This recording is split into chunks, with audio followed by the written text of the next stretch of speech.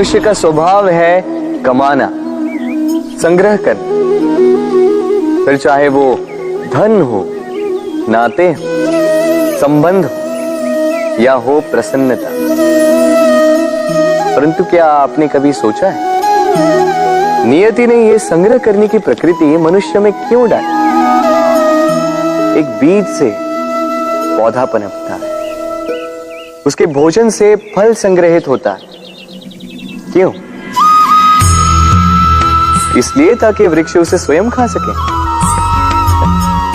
नहीं, बल्कि इसलिए ताकि वो भूखे जीवों में बांट सके। अब आप पूछेंगे कि इसमें वृक्ष का क्या लाभ? लाभ है, क्योंकि जो बांटता है वो मिटता नहीं। जो फल ये जीव खाते हैं वो उसके बीजों को वातावरण में बिखेर देते हैं, जिससे जन्म लेते हैं नए वृक्ष। उसकी जाति, उसका गुण, उसकी मिठास अमर हो जाती है। इसलिए स्मरण रखिएगा, अमीर होने के लिए एक एक क्षण संग्रह करना पड़ता है, किंतु अमर बनने के लिए एक एक कण बांटना पड़ता है।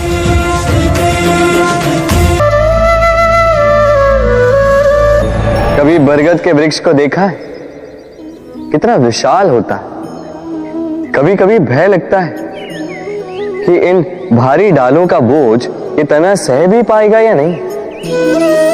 भय लगता है कि कहीं ये वृक्ष टूट कर न गिर जाए, किंतु नहीं। समय पड़ने पर शाखाओं से निकलने वाली ये बेलें धरती की ओर बढ़ती और फिर स्वयं जड़ बनकर इस वृक्ष को सहारा देती।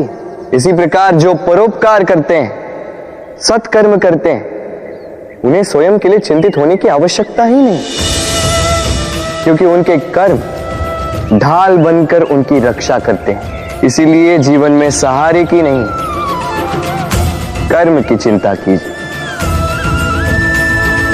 राधे राधे। मनुष्य जन्म लेता है और जन्म लेते ही उसकी जीवन यात्रा प्रारंभ हो जाती। फिर वो परिश्रम करता है, संघर्ष करता है और उसे उसका फल भी मिलता है। वो अपने संसाधन स्वयं खड़े करता है और उसके जीवन में तब तक कोई भय नहीं आता जब तक वो कुछ पा नहीं। एक बार उसने कुछ पा लिया, उसके पश्चात उसे खो देने का भय ये मन में जन्म लेता है। फिर वो भाग्य, ज्योतिष, प्रारब्ध इन्हें देखने पर विवश हो जाता है। मैं आपसे एक प्रश्न करता हूं, आप इस संसार में जब आए क्या लेके आए थे जो आज खो दो? कुछ नहीं। आपके वश में आपके जीवन के केवल वो पल है जो आपके हाथ में, अन्य कुछ भी नहीं। आपके हाथ में है आपके कर्म, जो जीवन में भाग्य से निराश नहीं होते, जो असफलताओं से टूटते नहीं, वही इस जीवन में विजयी होते हैं। मुझे बताइए, जब आपके पास कुछ नहीं था तब आपने क्या किया? परिश्रम किया, संघर्ष किया और वो सब कुछ पा लिया जो आप पाना चाहते थे। तो आज सब पा लिया है तो भय किस लिए? क्या ये संसाधन आपको परिश्रम करने से रोकते हैं? नहीं।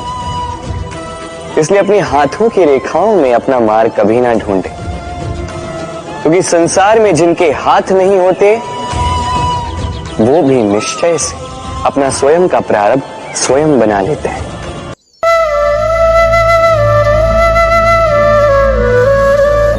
जब से मनुष्य का जन्म हुआ है जान पहचान का। और आज के युग में तो व्यक्ति का मूल्यांकन ही इस बात से किया जाता है कि इसकी पहचान किससे है, इसकी पहचान कहां तक है। क्यों? आपके आसपास भी ऐसे कई लोग होंगे जो पहचान की बल पर आपका काम बना लेते हैं। ऐसे कई लोग होंगे जो पहचान से काम पा लेंगे, धन अर्जित कर लेंगे, किंतु आप तनिक सोचिए, क्या ये ठीक है?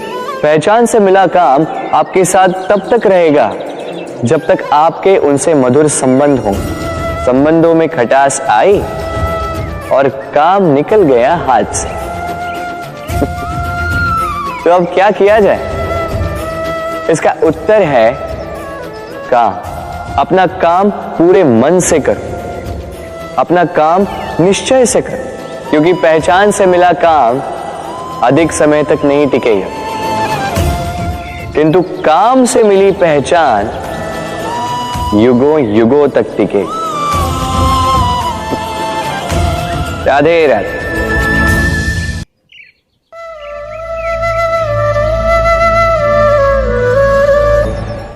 संसार में आपको ऐसे कई लोग मिलेंगे जो आपको बताएंगे कि क्या करना है, किंतु उससे भी अधिक महत्वपूर्ण बात यह है कि क्या नहीं करना। आज मैं आपको ऐसी ही 3 बातें बताने वाला हूं जो आपको आपके जीवन में नहीं करनी है। पहली बात, आनंद में कभी वचन मत दो। आनंद आपके तर्क को हर लेता है और फिर आनंद में दिया गया ये वचन बाद में गले की फांस बन जाता है। दूसरी बात, कभी भी क्रोध में उत्तर मत दो। क्रोध आपके विवेक को खा जाता है, भविष्य दृष्टि को बाधित कर देता है और फिर कुछ क्षण के लिए आया ये क्रोध, इसमें दिया गया उत्तर बाद में जीवन भर के लिए प्रश्न बन जाता है। और तीसरी बात, कभी भी दुख में निर्णय मत लो। दुख आपके सोचने समझने की क्षमता को सीमित कर देता है और दुखी मन से लिए गए निर्णय सदा दुख ही देते हैं। सच कहा जाए तो वचन, उत्तर और निर्णय कभी भी जीवन में सोच विचार करके ही लेने या देने चाहिए। सोच विचार करके कार्य करोगे तो इस संसार में किसी भी समस्या का हल बूझना नहीं पड़ेगा। राधे राधे।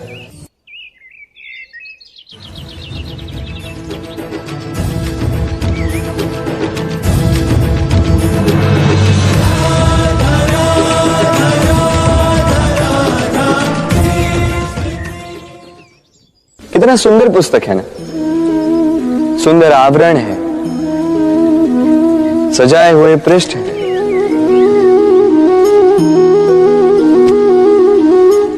किंतु क्या ये सत्य में अद्भुत पुस्तक कहलाने की पात्र है? क्या इसमें जो लिखा है वो सत्य है, प्रेरणादायी है, हमारे लिए मूल्यवान है? कैसे निश्चय लिया जाए इस बात का? अब आप सोचेंगे कि सीधी सी बात है, आवरण को देख के पुस्तक की गुणवत्ता कैसे जानी जा सकती है? इसके लिए तो आपको उसे पढ़ना होगा, उसे समझना होगा, समय देना होगा, है ना? बिल्कुल उचित सोच रहे हैं आप। बस आश्चर्य की बात यह है कि पुस्तक के विषय में आप ये सारी बातें जानते हैं, किंतु किसी व्यक्ति के विषय में आप ये सारी बातें मन में नहीं लाते। व्यक्ति का मूल्यांकन भी उसके वस्त्रों से, उसके शारीरिक रूप से या उसकी सुंदरता से नहीं किया जा सकता। उसके लिए आपको उस व्यक्ति को पढ़ना होगा, उसे समझना होगा, उसे समय देना होगा। पर हम क्या करते हैं? पहनावे, रंग, सुंदरता को देखकर आकर्षित हो जाते हैं, उसे प्रेम समझ बैठते हैं और आए दिन कोई ना कोई ये कहते सुनाई देता है कि उसकी प्रेम कहानी सफल नहीं हो पाई, उसे छल मिला। किंतु इसमें दोष किसी और का नहीं, स्वयं आपका है। आपने उस व्यक्ति को समय नहीं दिया, आपने उस व्यक्ति के विचार नहीं परखे। प्रेम 2 क्षण में बनने वाला पकवान नहीं है, इसका स्वाद चखने के लिए आपको जीवन भर का समय देना पड़ेगा। तो समय दीजिए, एक दूसरे के रूप से नहीं, आत्मा से जुड़ी। निश्चित ही मन प्रसन्नता से कह उठे। हमारे पास अक्सर बहुत लोग आते हैं, कुछ को हम समय देते, कुछ का हम तिरस्कार करते, किंतु तिरस्कार कभी नहीं करना चाहिए। किसी व्यक्ति के आपके पास आने के 3 मुख्य कारण होते हैं: भाव, अभाव और प्रभाव। यदि कोई आपके पास प्रेम भाव से आए तो उसे प्रेम दे, सम्मान दे। यदि कोई आपके पास अभाव में आए तो उसकी आवश्यकता समझे और जितना हो सके स्वयं से उसकी सहायता करें। और यदि कोई आपके पास प्रभाव के कारण आए तो भी उसे समुचित सम्मान दे। स्वयं को भाग्यशाली समझें कि कोई आपके प्रभाव में है। किंतु तिरस्कार कभी नहीं। तिरस्कार जन्म देता है कुंठा को, और कुंठा किसी को भी आपका शत्रु बना देती। इसीलिए मित्र बनाएं, आनंद लें और मेरे साथ कहें राधे राधे। राधा की ये माला अचानक टूट गई, सारे मोती बिखर गए। राधा ने मुझसे कहा कि ये माला उसके लिए बहुत प्रिय है, ये मोती अमूल्य है, उसके लिए विशेष। अब मेरी राधा के लिए विशेष है तो मैं बैठ गया इस माला को ठीक करने की। पहले मुझे बहुत समय लगा इन मोतियों को ढूंढने में, उसके पश्चात अब और समय जा रहा है इस माला में इस मोती को पिरोने के लिए। ठीक। अब आप सोच रहे होंगे कि क्यों ना इसके स्थान पर मैं कोई नई माला ही ले आऊं, किंतु नहीं। कोई नई माला राधा पर देखकर मुझे इतनी प्रसन्नता नहीं होगी जितनी वो माला देखकर होगी जो राधा को प्रिय, जो मेरी राधा के लिए अमूल्य। इसी प्रकार होते हैं हमारे मित्र, हमारे अमूल्य मित्र। तो किसी बात से यदि बात बिगड़ जाए, कहां सुनी हो जाए, किसी कारण से विचारों में अंतर पड़ जाए, तो उनसे दूर होना उपाय नहीं है, बल्कि प्रयास कीजिए कि उन्हें मनाकर पुनः प्रेम के बंधन में बांध दो, अपने पास रखो। क्योंकि ये बंधन, ये अमूल्य मित्र, इनका जीवन में महत्व कुछ और ही होता है। तो आइए मेरे साथ प्रेम से कहिए राधे राधे। संसार का सबसे बड़ा रोग कौन सा है? कोई कहेगा भूख, कोई कहेगा बुढ़ापा, कोई कहेगा ज्वर आदि इत्यादि। हम सदैव प्रयास करते हैं कि इन रोगों से हम दूर ही रहें। समय समय पर हम चिकित्सक से मिलते हैं, हर संभव प्रयास करते हैं कि ये रोग हमारे आसपास भी ना भटके। किंतु संसार का ये सबसे बड़ा रोग सदैव हमारे साथ ही रहता है, और इस रोग का नाम है भय। किसी भी बात का भय। लोग क्या सोचेंगे इस बात का भय। यदि मैंने ये किया तो क्या होगा इस बात का भय। यदि मैंने ये नहीं किया तो क्या होगा इस बात का भय, आदि इत्यादि। देखा जाए तो प्रत्येक व्यक्ति के मन में एक भय है जो उसे पीड़ा देता है। अब ये भय करता क्या है? आपकी शक्ति को, आपके आत्मविश्वास को, आपके व्यक्तित्व को मिटा देता है। स्मरण रखिएगा, यदि आप अपना भाग्य स्वयं बनाना चाहते हैं तो सर्वप्रथम भय मुक्त हो जाइए। अब स्वयं देखिए कैसी विचित्र सी बात है, जो अब तक हुआ नहीं है उसको लेके हम इतना भयभीत होते हैं कि वर्तमान में स्वयं को पीड़ा देते हैं। इसीलिए जो अब तक हुआ नहीं है उसकी चिंता मत कीजिए। हाँ, जो हो चुका उसकी समीक्षा अवश्य करें, उससे सीखें अवश्य और जीवन में आगे बढ़ें। अभी के लिए निर्भय होकर मेरे साथ प्रेम से कहें राधे राधे।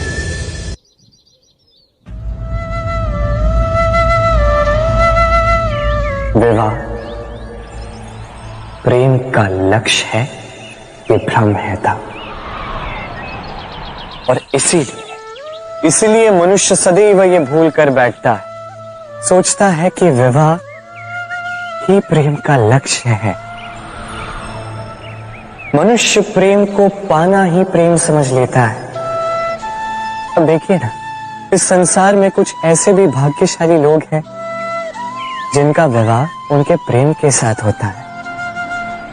कुछ का प्रेम ऐसा भी जिन्हें विवश होकर ना चाहते हुए भी किसी और के गले में वरमाला डालनी पड़ती है। किंतु ये दोनों भूल कर बैठते हैं तब विवाह के पश्चात वो सोचते हैं कि हमें तो सब कुछ मिल गया, हमने तो प्रेम प्राप्त कर लिया, हमारा लक्ष्य पूर्ण हुआ। किंतु उसके पश्चात ये जो प्रेम है था कहीं ना कहीं खो जाता है। और जिन्हें प्रेम ना मिला वो प्रेम ना मिल पाने की पीड़ा में प्रेम ही भूल जाते हैं। ये प्रेम ना ही शारीरिक है ना ही भौतिक, ये प्रेम तो अपनी आत्मा का समर्पण है। ये विवाह एक संबंध अवश्य है और इसमें कुछ भी अनुचित नहीं है। ये विवाह प्रेम से प्रतिबंधित नहीं है था। ये प्रेम कहीं ऊंचा है। अब यदि मैं आपको उदाहरण दूं तो क्या राधा के विवाह के पश्चात मैं उसके सुख की कामना करना छोड़ दूं? कैसे मैं प्रयास न करूं कि राधा जीवन में सदा सदा के लिए सुखी रहे? क्या मेरे मन में राधा के लिए प्रेम कम हुआ? कृष्ण का राधा के प्रति प्रेम कृष्ण में समाहित है ना? दाऊ, ये प्रेम पाप तब बन जाएगा जब इस प्रेम के बदले हम कुछ चाहेंगे। किंतु यदि ये प्रेम समर्पित हो तो ना ही ये अनीति है ना ही ये पाप है।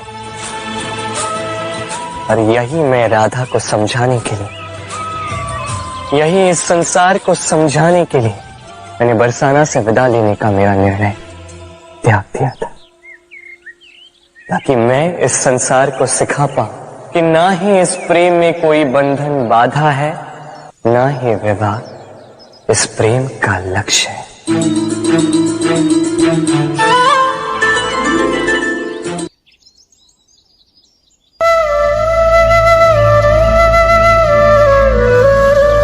हम मनुष्य साथ रहते हैं, आनंद पीड़ा मिलजुल कर बांटते हैं, समय पड़ने पर सहायता देते हैं, सहायता लेते भी हैं। किंतु क्या सदा सहायता लेना उचित है? अब आप में से कुछ कहेंगे बिल्कुल उचित है, इसमें बुरा ही क्या है? मनुष्य ही तो मनुष्य के काम आएगा। बिल्कुल उचित कहा आपने। किंतु सदा के लिए सहायता लेना उचित नहीं है। कारण, यदि बात बात पर सहायता लेने का अभ्यास हो गया तो आप स्वयं दुर्बल होते जाएंगे।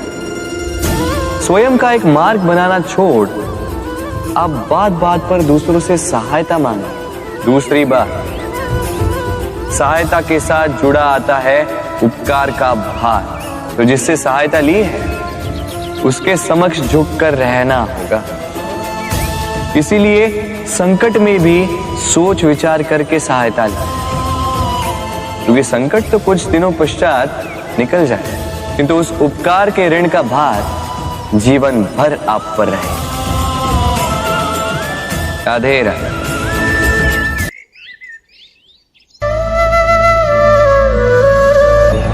अक्सर आपने आपके माता पिता, आपके हितैषी, आपके शुभ चिंतकों के मुंह से यह सुना होगा, इसे कुदृष्टि लग गई है, इसकी कुदृष्टि उतारो, ये मत करो नहीं तो कुदृष्टि लग जाएगी, ऐसा श्रृंगार ना करो, वो मत पहनो नहीं तो कुदृष्टि लग जाएगी।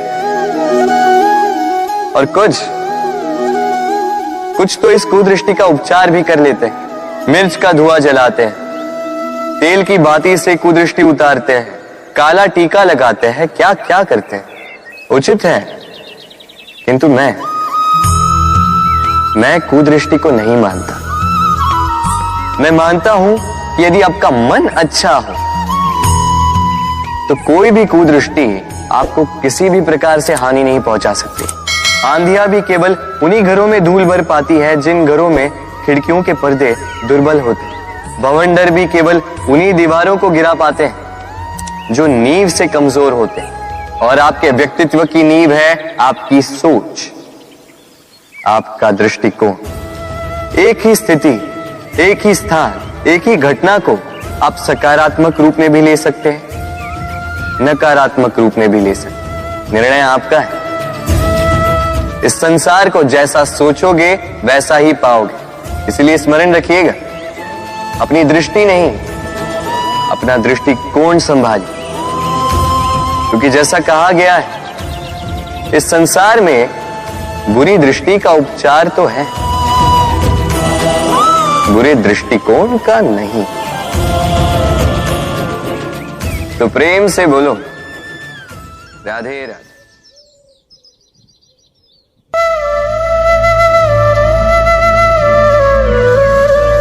लोग सदैव मुझसे ये प्रश्न करते रहते हैं कि मित्रता का मतलब क्या है, इस प्रेम का मतलब क्या है। और मैं बस मुस्कुराता हूं, क्योंकि यह तो ऐसा प्रश्न हुआ जैसे कोई पूछे कि अनर्थ का अर्थ क्या है।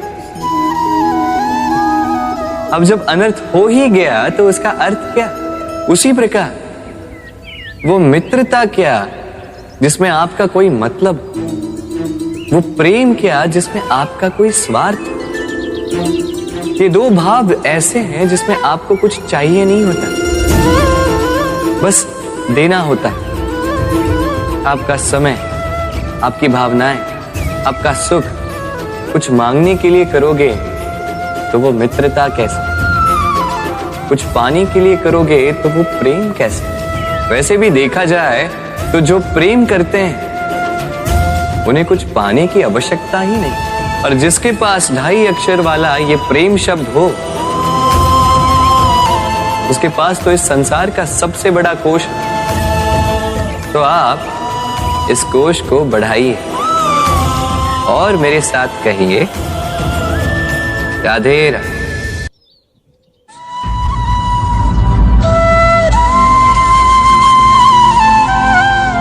मुझे एक बात समझ नहीं आती, स्त्री को ऐसा क्यों लगता है कि उसकी रक्षा करने के लिए पुरुष का होना आवश्यक है। क्या स्त्री स्वयं की रक्षा नहीं कर सकती? मुझे एक बात बता रहा था, क्या तुम अपनी रक्षा करने में सक्षम नहीं थे?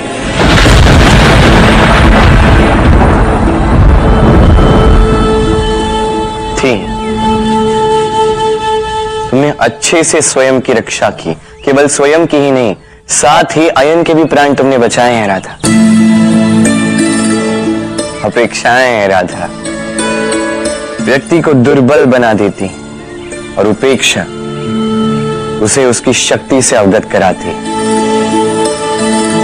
तुम ये अपेक्षा लगाए बैठी थी कि मैं आऊंगा, तुम्हारी रक्षा करूंगा, किंतु ये भाव तुम्हें दुर्बल बना रहा था राधा। मैंने उपेक्षा की ताकि मैं चाहता था तुम स्वयं इस समस्या का हल निकालो, स्वयं का सामर्थ्य समझ पाओ, अपनी शक्ति समझ पाओ। समझ लो ये बात कि तुम्हें स्वयं के प्राणों की रक्षा करने के लिए किसी कृष्ण की आवश्यकता नहीं है। वो तो मैं समझ गई हूँ कृष्ण। फिर क्यों तुम ये अपेक्षाएं लगाए बैठी थी कि मैं तुम्हारे प्राणों की रक्षा करने आऊंगा राधा? क्योंकि तुम्हें ऐसा नहीं लगा कि तुम इस संकट का सामना करने योग्य हो, कि तुम में इतना सामर्थ्य है। किंतु मुझे तुम्हारे सामर्थ्य पर, तुम पर पूर्ण विश्वास था, पूर्ण विश्वास है राधा। मैं जानता था तुम सशक्त हो, मैं जानता था तुम इसका सामना कर सकती हो।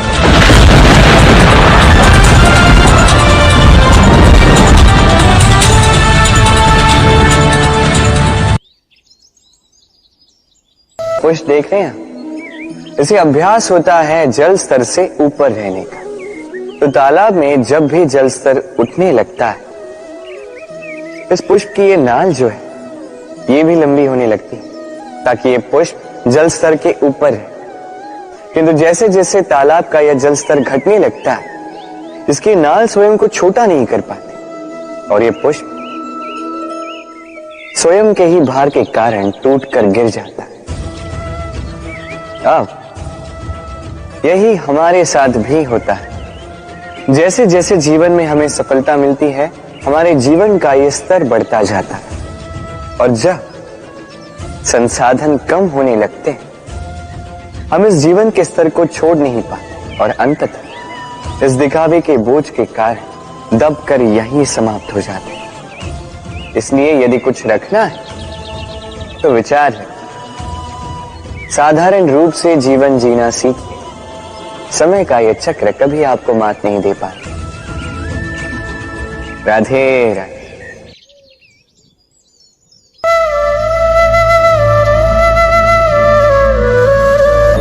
जीव जन्म लेता है और उसके साथ ही जागती है उसकी स्मृति। स्मृति बड़ी ही बलशाली किंतु विचित्र अनुभूति होती है। सदा आपके साथ रहती, आपके साथ जो जो घटता है वो कहीं ना कहीं किसी स्थान पे संचित रहता है। किंतु कभी कभी हम भूल जाते हैं कि स्मृति हमारी है। तो इसमें हमें क्या सहेजना है और क्या मिटा देना है, ये हम पर निर्भर करता है। इस जीवन में क्या सहेजना चाहिए? सुख, आनंद के क्षण, वो क्षण जहां किसी ने हम पर उपकार किया, वो क्षण जहां किसी ने अपनी मित्रता निभाई, वो क्षण जहां हमने किसी को सुख दिया। और हम क्या स्मरण रखते हैं? अपने दुख, पीड़ाएं। वो क्षण जहां किसी ने हमारे साथ कुछ बुरा किया, वो क्षण जहां किसी ने शत्रुता निभाई। और फिर यही स्मृतियां हमें प्रेरित करती है प्रतिकार के लिए। इसलिए हमें क्या भूलना है और हमें क्या स्मरण रखना है, ये हम पर निर्भर करता है।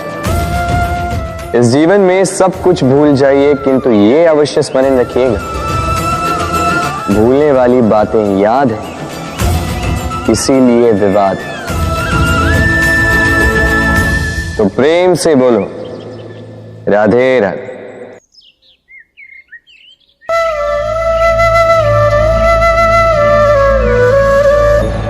उड़ना किसे नहीं भाता, सफलता के आकाश पर सवारी करना कौन नहीं चाहता। सब चाहते हैं कि इस संसार में उनका नाम, उनकी पहचान सबसे ऊपर हो, कि उनका नाम इतिहास में स्मरण रखा जाए। परंतु सबका नाम इतिहास में नहीं लिखा जाता। कुछ लोग नाम पाकर भी बेनाम रह जाते हैं। क्यों? क्योंकि वो धरातल से नाता तोड़ देते हैं। भूल जाते हैं ये बात कि उड़ान पूर्ण होने के पश्चात धरातल ही उन्हें विश्राम देगा, कि उनके कारनामों पर तालियां बजाने वाले, उनकी प्रशंसा करने वाले धरा पर ही रहते हैं और धरती पर रहने वाले लोग ही इतिहास लिखते हैं। तो सफलता का आकाश नापी, पर अपनों से, उन लोगों से मत कटिए जो आपकी इस सफलता का आधार है।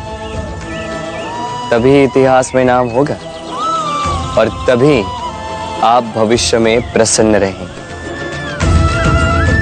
राधे।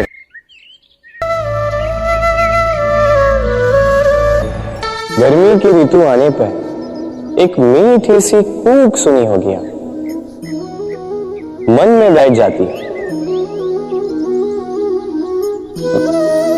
कोयल की कूक, बड़ी मीठी, बड़ी प्यारी। वैसे एक और पक्षी है जिसका स्वर बड़ा ही मीठा है, हमारे घर के आसपास ही होता है।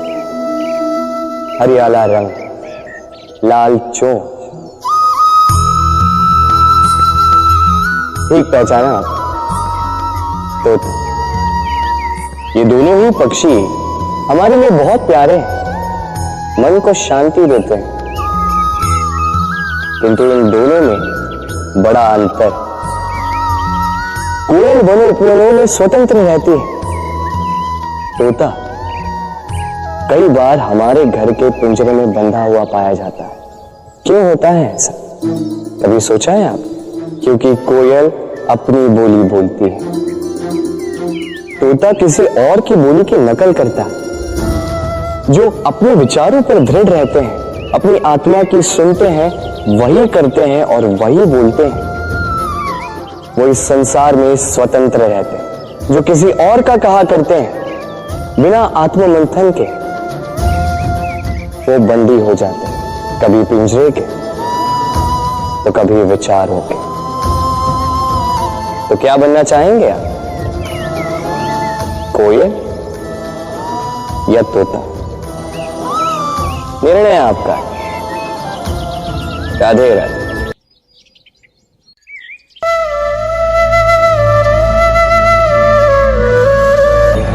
हम में से कई लोग इस विषाद से ग्रस्त रहते हैं कि हमें हमारे जीवन में अपेक्षित सुख सुविधा कभी प्राप्त ही नहीं हो, क्योंकि हमारा भाग्य ही यही है, क्योंकि हम ऐसे परिवेश में जन्मे हैं।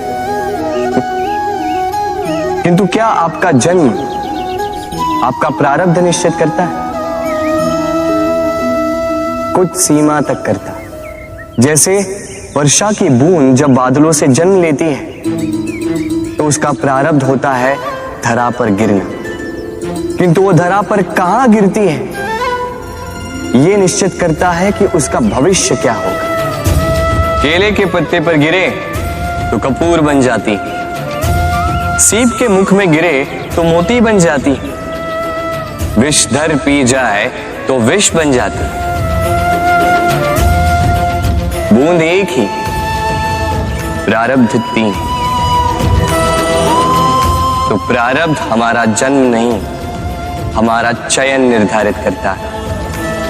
इसलिए अपना चयन सोच विचार करके करें। राधे राधे।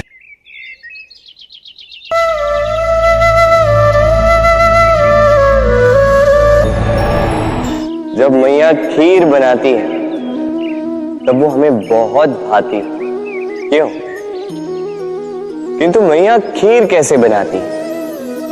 पहले वो भात और दूध का प्रबंध करती है, फिर वो मीठे का प्रबंध करती है, फिर वो आंच पर इसे देर तक पकने देती है ना सरल?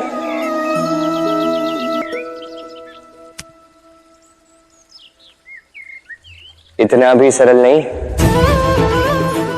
इस जीवन में आनंद की खीर चखने का भी यही तरीका है, किंतु इसमें समय बहुत लगता है। शुद्ध श्वेत दूध जैसे भावों में, कभी न टूटने वाले संबंधों में प्रेम की मिठास मिलाकर जब प्रयास और परिश्रम की आंच पर देर तक पकाया जाता है, तब बनती है आनंद रूपी खीर।